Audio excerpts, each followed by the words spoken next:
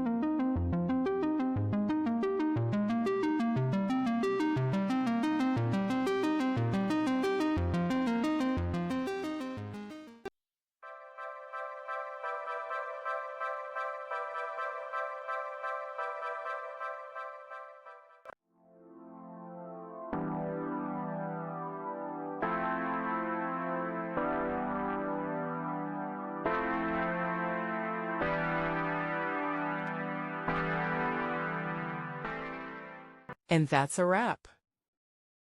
I hope you found the answer you were looking for. If you did, take a second to hit that subscribe button. It really helps out. And let me know in the comments which solution worked best for you. See you next time in the debug zone.